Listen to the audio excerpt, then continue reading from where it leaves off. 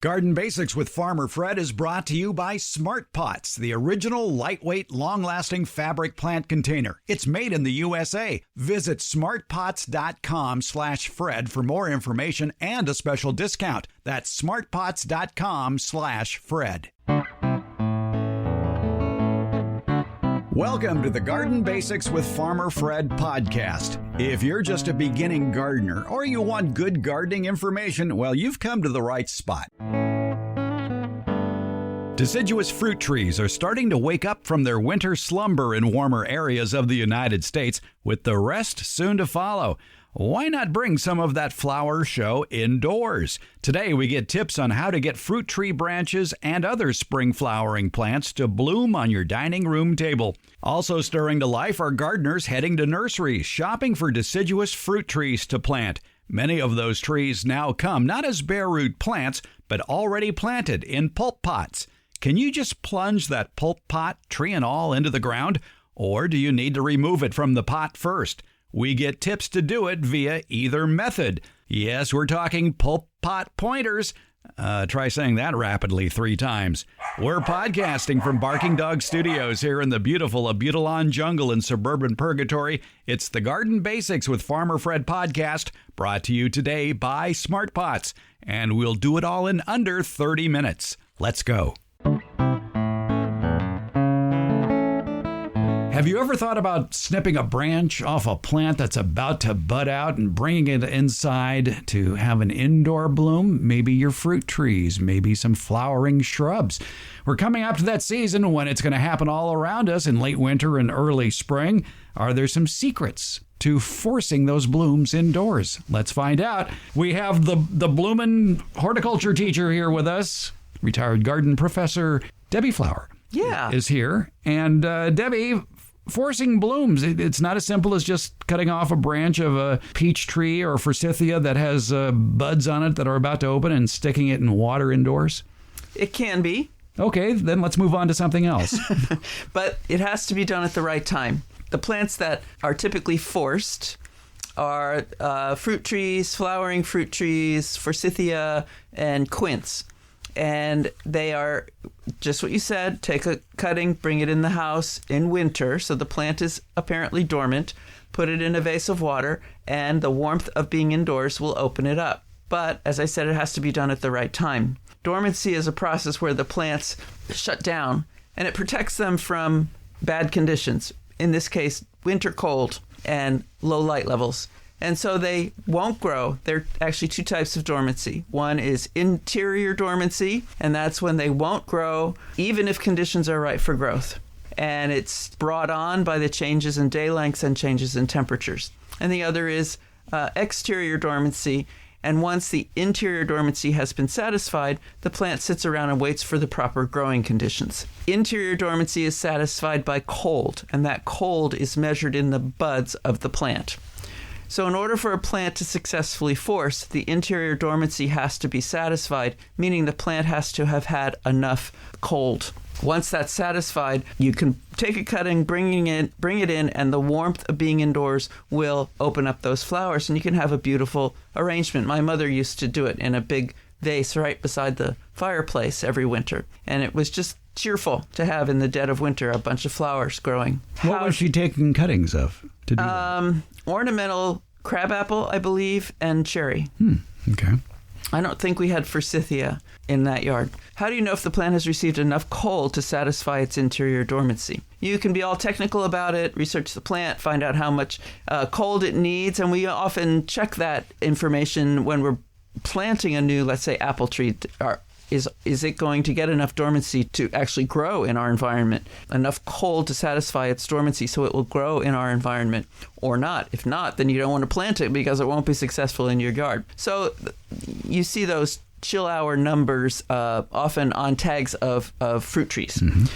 Things like quince and forsythia and ornamental fruit trees often don't have those numbers next to them, so you really don't know. There are places you can go and check it out, but it's kind of... I'll let you look into that if you want to do it. The easier way is to check the buds, the flower buds on the plant. And if they are really quite full, maybe pushing almost, then they're probably have received enough dormancy and those plump buds will likely open when you bring them indoors. Even though they're fully closed? Or should there be some white showing? No, even though they're fully closed. Okay. So they're waiting for the warmth to open that bud. The flowers are very sensitive to cold. So this interior dormancy prevents them from opening on a warm day in midwinter and then exposing the flowers to cold, which would then mean in a fruit tree you're not going to get a fruit, or in any other plant you're not going to get a fruit that will produce seed, which is part of the goal of the plant.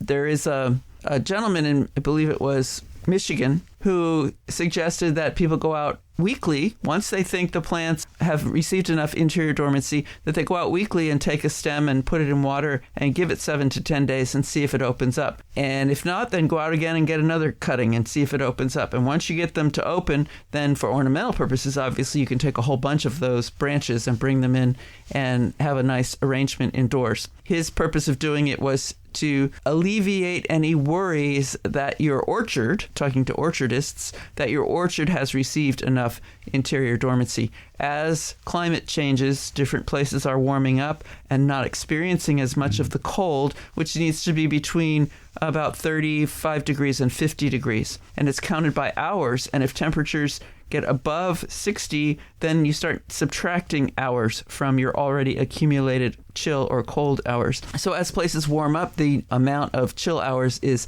changing, and you might have a whole orchard that's not going to produce flowers and fruit if its interior dormancy is not satisfied. And that's a very complicated mathematical formula, too, for subtracting the number of hours. I think it's above 60 or 65 degrees.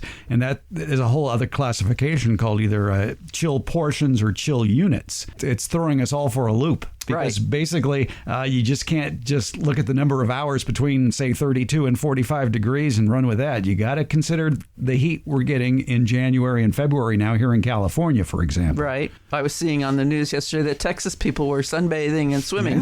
Yeah. There's been stories like that, even in New England, too. So it's warm enough that it could be subtracting from that. Some states have a climate system that has stations and that keeps track of this information, and somewhere someone is calculating their chill hours that are accumulating. So potentially for your state, in California, it's the CIMIS system, CIMIS. Potentially you can find a place in your state where you can get online and look at what hours, chill hours, and also later on heat hours your plants are potentially receiving. Of course, all gardening is local, as someone I know says. And so it may not be exactly the same at where you are located, but it will give you a good idea. What are the easiest flowering shrubs or trees to force? The ones we're going to look at to force will be those that bloom in spring. And the easiest are forsythia, quince, flowering quince, not edible quince, although edible quince might work as well. And then the flowering fruit trees, not necessarily the ones that produce fruit, but the ornamental flowering fruit trees. Well, that's my big worry about if I went crazy and wanted to force all these stems indoors. Is I'm not going to have any fruit left on the tree. Right.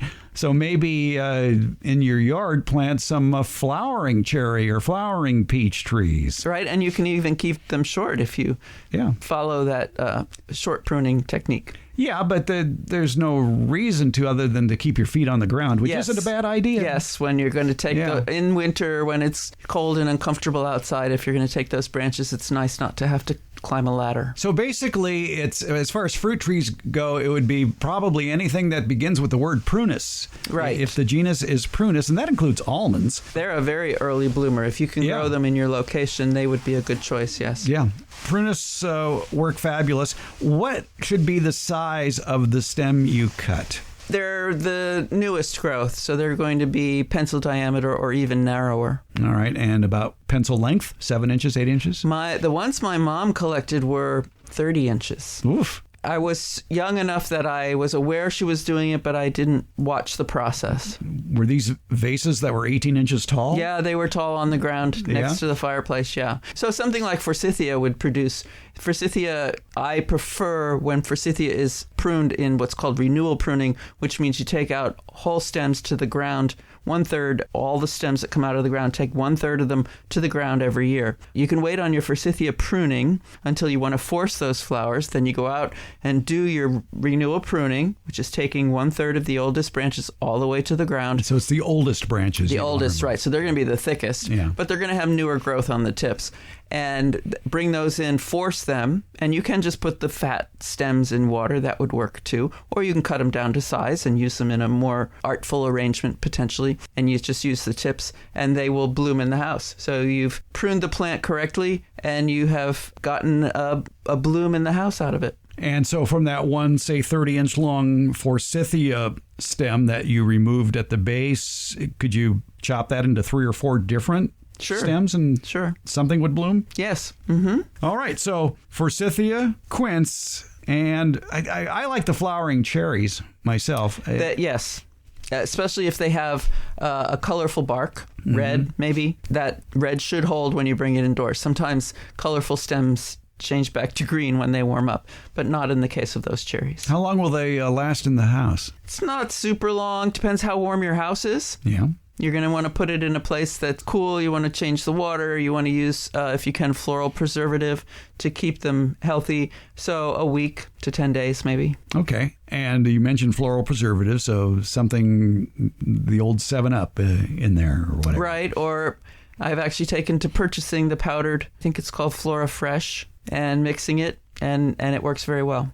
All right. So why not have cut flowers indoors? It's such a beautiful, cheerful thing. I love it. All right. So just keep your eye on your flowering fruit trees and your flowering shrubs. One word of warning about quince. They have thorns. Yeah, they do. Yeah. They're armed and dangerous. Yeah. So I imagine there are some flowering trees that aren't fruit trees that might do well as forcing.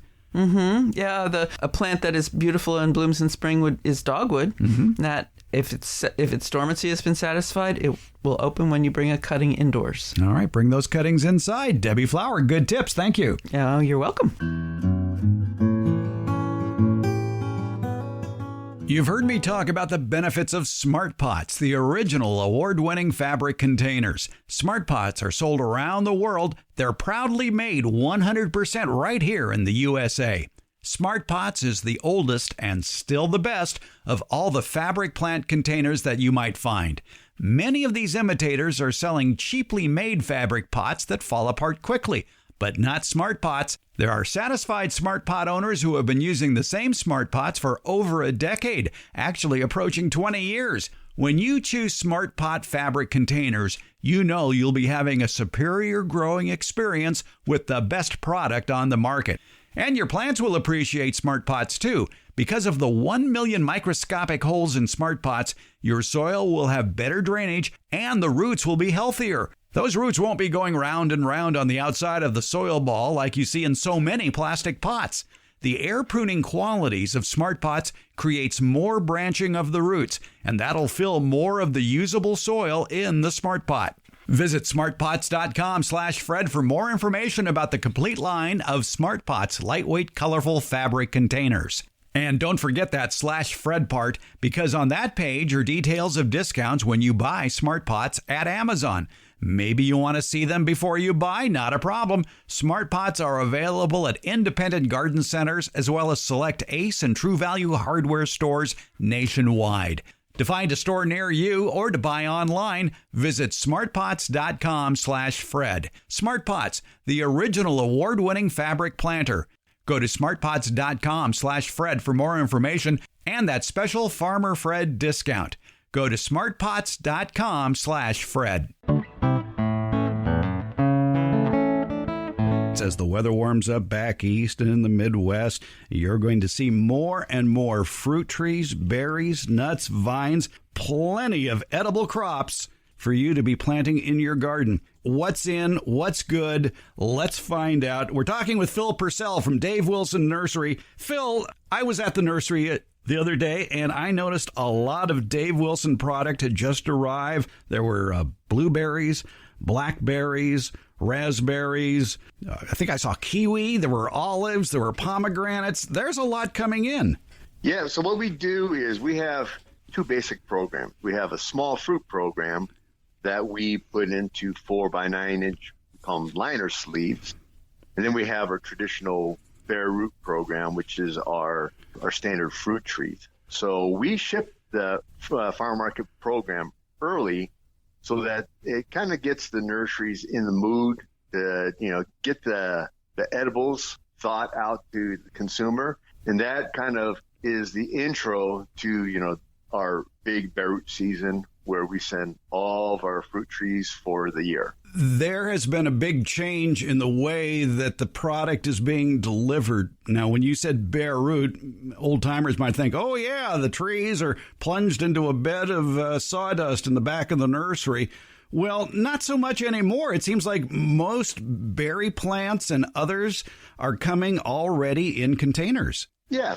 We've done market studies, and the demographics has just changed, where the younger consumer of fruit trees, they're just more comfortable with trees and berries and such in pots. They just feel a little bit more safer. We still grow our fruit trees as a basic bare root. And kind of give you a little background is that we field grow our trees, and then we have just finished harvesting our trees, where we have a digger, digs the trees up. We plant our trees about 4 or 5 inches on center. And when these trees come out of the ground, it's just a dormant top and bare root. We grade everything out, and then we bundle them. Then we ship them to our retailers. The retailers now, instead of just plopping that tree out of the sawdust bin, and some of them still do that and selling them, a lot of them have gone into just going ahead and potting them. A very popular way of doing it is putting them into a pulp pot, which is biodegradable. It's just a way to get the plants out for the newer gardener who's not quite comfortable with just seeing a tree, a stick, and bare root and not knowing what to do with it. What do they do with the pulp pot when they get it home? So what they do is, the nice thing about the pulp pot, as opposed to a bare root, if you get a bare root tree, you need to plant it that day. With a pulp pot, it allows you to go ahead and prepare the soil and such, and you can wait till, you can plant it right now, or you can plant it in the spring.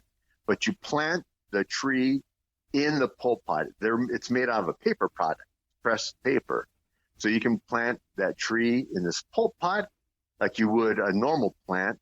And after about 6 months, the pulp pot itself will disintegrate, and the roots will keep on growing into the soil. So it just gives you a little bit more options of when to plant that tree. Can you help out that pulp pot to break down by perhaps soaking it before planting? Yeah, there's different ways of doing it. And actually, if you were to get a tree right now that is in a pulp pot, you can just pop it right out of the pulp pot and plant it in the ground as a regular bare root. But like I say, if you want to hold on to it, different ways of doing it is, like you said, soaking the pulp pot. We always suggest scoring the sides of the pulp pot and the bottom with like a utility knife to kind of help open things up a little bit, to help the process of breaking down. So why is it that it would be advisable to plant it in the pulp pot if you've been holding on to it for weeks or months? Is there something about the root structure inside? Yes. So what happens with the pulp pot is that it acts almost like a plastic container. If you don't have time to plant the tree right away, as the weather starts warming up, let's say you wait, from the time you get the tree, and you can't plant it for a month.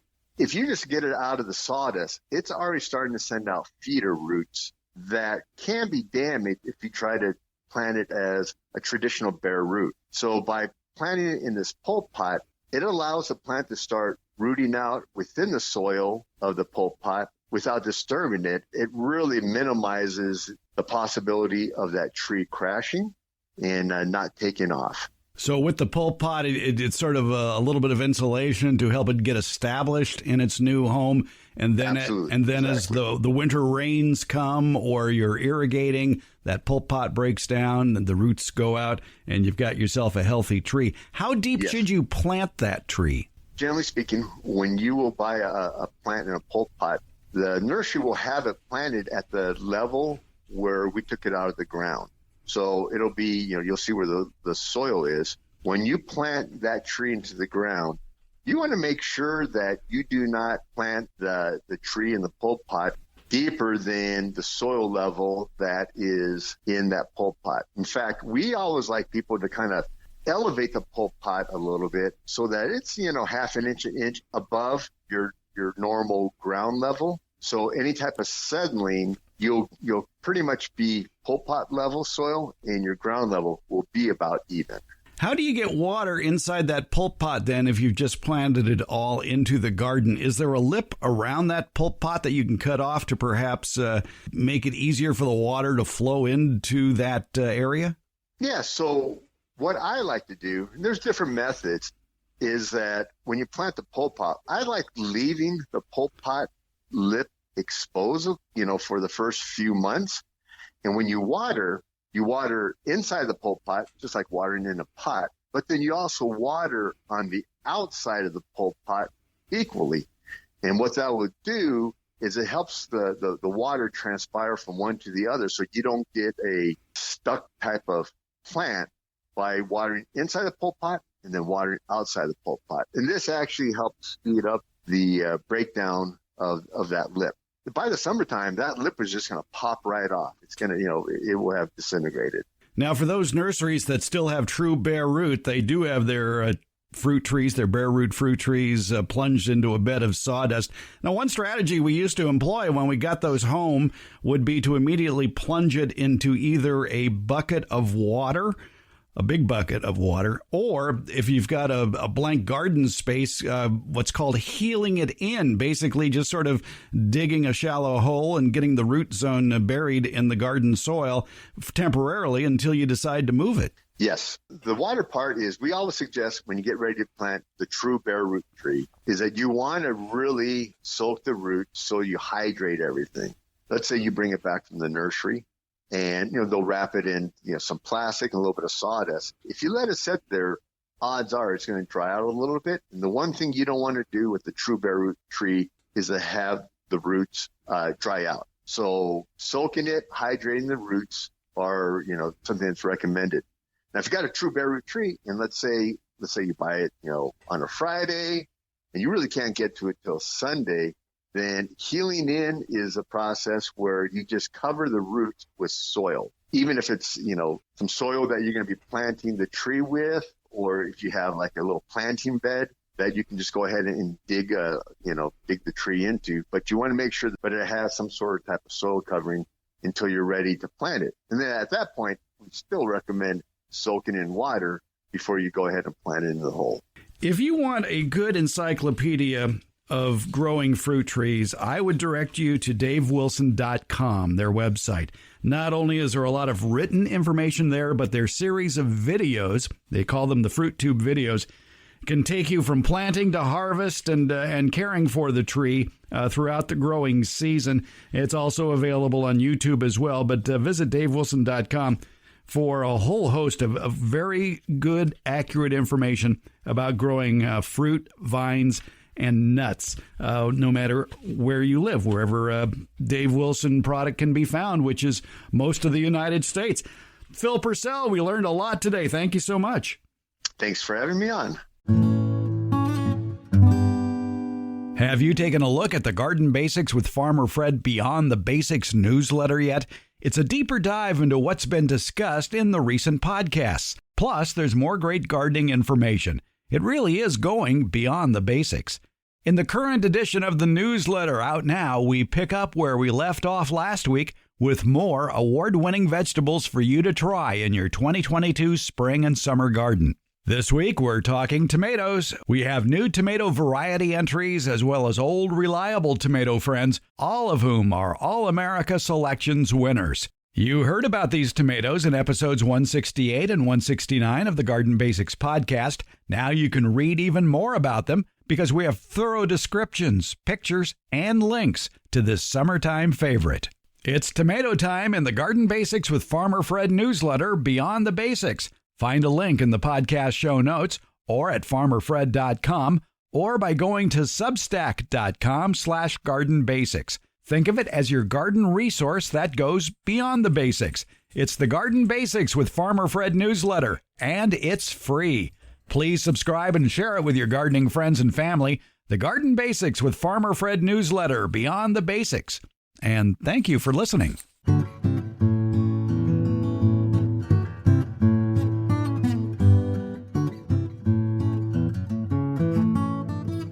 We're at the Fair Oaks Horticulture Center. We're in the orchards section, but perhaps instead of talking about good fruiting fruit trees, which we've talked about a lot before, how about some ornamental fruit trees that are mainly planted for the show of flowers?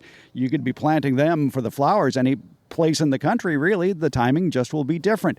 Here we are at the Fair Oaks Horticulture Center in mid-February, and we've had a very unusual heat wave here, so many of the fruiting trees are already putting out flowers, which is even early for here. We're talking with Master Gardener Quentin Young. He's also the manager of Fair Oaks Boulevard Nursery. Is there much interest in ornamental fruit trees grown for their flowers during late winter, early spring? Sure, that's a big selling point for a lot of them, is that they also look good in the landscape when they're flowering. So they could actually do double duty. There are some that are flowering now that will produce edible fruit, and then there are others that are not known for their edible fruit but really have beautiful flowers. Exactly, yeah. So right now, if you're an allergy sufferer, you're going to be noticing the acacias are in bloom, but that's a beautiful yellow flower. And then probably the earliest blooming ones are going to be your saucer magnolias as well. Right. And of course, you wouldn't be eating acacias or saucer magnolias. I guess you could make tea out of the magnolia flowers. But like there's the Eva's Pride peach here that's already in full bloom. It looks absolutely gorgeous. And now if you can just stave off peach leaf curl, you'll be okay. Yeah, unfortunately, the good thing about not having as much rain this month is that I think peach leaf curl won't be as bad this year, but the downside is that we need the rain. The Ava's Pride peach, it's a very early flowering peach, and often the problem is that it leaves out usually, according to our regular climate, when it would be pouring rain. This year it didn't, though. What about some good examples of ornamental fruit trees that are produced for flowers? What are some of the varieties that really do produce a standout show? You think of Washington, D.C. and the cherry blossoms. Yeah, so all your flowering cherries. We're lucky on the West Coast. We have our native red buds. Those will show you a really beautiful display of color. And then we're going to get into, even though they're not a tree, they can be quite large. The ceanothus, our California lilacs, even though they're not a true lilac. We've already talked about the saucer magnolias. Don't forget the purple leaf non-fruiting plums. So there's quite a few really nice spring flowering trees that won't produce fruit if you don't want them to. Is there a general rule of thumb? Because I get this question a lot from people who are driving around and they see a row of fruit trees in bloom and they really like the color. And they were wondering, well, is it a peach? Is it a cherry? Is it a plum? Do particular varieties have particular colors? I think so. So most of the plums are going to be either a pale pink going into white, but most of the peaches and nectarines are going to be, to me, a very dark pink with a darker center. Wild almonds are usually white, and then, like I said, with the acacias, those are almost always yellow. So if you just want some fruit trees for the show and maybe not necessarily outstanding fruit, you might try some of these ornamental fruit trees. They will produce fruit, though, and you might find a use for it. Yeah, and like I said, just grow something that you like to eat, and then you go from there. There you go. Quentin Young, Master Gardener, manager of Fair Oaks Boulevard Nursery as well. Thanks for showing us the pretty flowers. Thanks for having me, Fred.